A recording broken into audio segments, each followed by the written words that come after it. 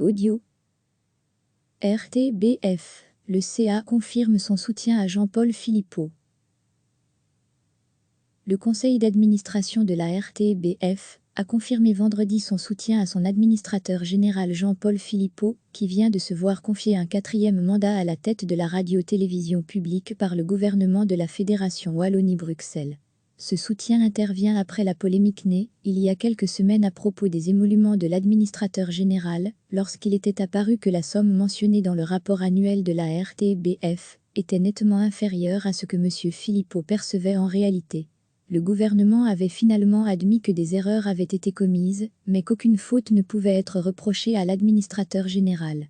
Dans la foulée, le gouvernement avait toutefois décidé de lui réclamer le remboursement de 60,000 € et préparer un arrêté fixant un plafond aux rémunérations de l'administrateur général et des cadres supérieurs de la RTBF. Par ailleurs, M. Philippot a décidé début février de porter plainte contre X pour diffamation, après que des employés de la RTBF avaient déposé au parquet de Bruxelles une lettre l'accusant de diverses infractions dans le cadre de ce dossier.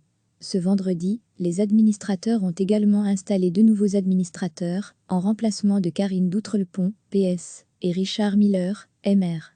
La première, dont la démission ferait suite à une incompatibilité de mandat, est remplacée par Lynn Gerbovi, PS, alors que Jean-Philippe Rousseau, MR, prend la vice-présidence qu'occupait M. Miller.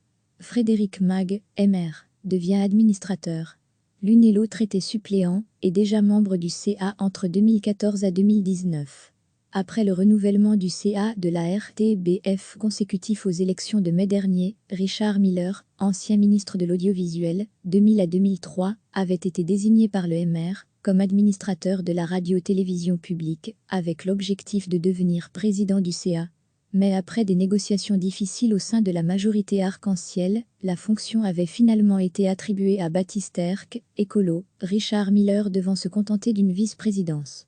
L'ensemble du conseil d'administration a félicité vendredi Jean-Paul Philippot à l'occasion du renouvellement de son mandat, soulignant que l'évolution du secteur audiovisuel, les opportunités et les contraintes liées à sa numérisation, ainsi que l'évolution des publics et de leurs habitudes de consommation, sont devenues la réalité quotidienne du média de service public.